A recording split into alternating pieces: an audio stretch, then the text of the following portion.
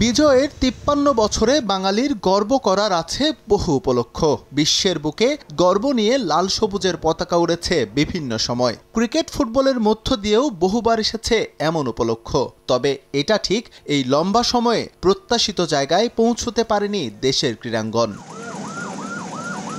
১৮ কোটির দেশে প্রচুর সম্ভাবনা সত্ত্বেও কেন লক্ষ্য পূরণ হয়নি, এই প্রশ্নের জবাব খুঁজতে গিয়ে মিলেছে বহু অসঙ্গতি। তবে সবচেয়ে বড় কারণ, মূল সংগঠকদের আড়াল করে রাজনৈতিক প্রভাব খাটিয়ে অযাচিত ব্যক্তির অনুপ্রবেশ। যাদের মাধ্যমে এটা করা উচিত ছিল, যারা এই ব্যাপারে অভিজ্ঞ ছিল, তাদের হয়তো স্পর্শ এখানে ছিল না, তাদের পার্টিসিপেশন একটু কম ছিল হয়তোবা। এই পর্যন্ত যা বাজেট ছিল সেটা যদি প্ল্যানিং অনুযায়ী করা যেত, আমাদের হয়তো সেটা থাকতো। আমি মনে করি প্ল্যানিংয়ের ঘাটতি। ক্রীড়াঙ্গন এই যেভাবে হাতে ধরে একদম গলা টিপে মেরে দেওয়ার মতো অবস্থানে চলে গেছে। এই জায়গাতে যদি আপনি পুনরায় কাজ না করা যায়, লিডারশিপ এবং আমাদের উপযুক্ত সময়ে উপযুক্ত যে সিদ্ধান্তটা নেওয়ার দরকার ছিল সেটা নিতে আমরা ব্যর্থ হয়েছি।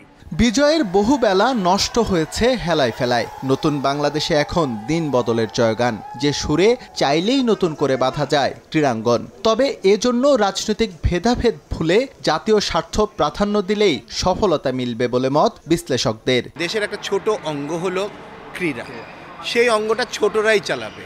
যারা রাজনীতির সাথে বড় বড় যুক্ত আছে তারা তাদের ফিল্ডে বিচরণ করবে, আর ক্রীড়াঙ্গনের সাথে যারা যুক্ত তারা থাকবে। তখনই হবে কি, প্রত্যেকটা ফিল্ডে ইন্ডিভিজুয়ালি সামনের দিকে এগিয়ে যাবে। মোক্ষম সময় এটাকে রিঅর্গানাইজ করা, এবং রিঅর্গানাইজ করার জন্য যে লোকগুলোকে অ্যাপয়েন্ট করা হয়েছে তারা যদি চিন্তা করে যে আমার শত্রুপক্ষকে দমন করব, তাহলে কিন্তু হবে না। ক্রীড়াঙ্গনে কেউ শত্রু, এই জায়গাগুলো যদি সেগ্রিগেট করেন তাহলে কিন্তু কোনো ক্রীড়াঙ্গন এগোবে না। এই জায়গাগুলোতে কাজ করা খুব জরুরি। ইম্পার্শিয়ালি যে লোকটা ক্রীড়াঙ্গনের জন্য উপকারে আসবে তাদেরকে ওই জায়গাগুলোতে বসানো দরকার। সঠিক পরিকল্পনায় স্বল্প সময়ে বহু দেশেই আছে সফলতার নজির। নতুন বাংলাদেশে ক্রীড়াঙ্গনও উদ্ভাসিত হোক তেমনই কোনো উদ্যোগে। এস এম ইকবাল, সময় সংবাদ, ঢাকা।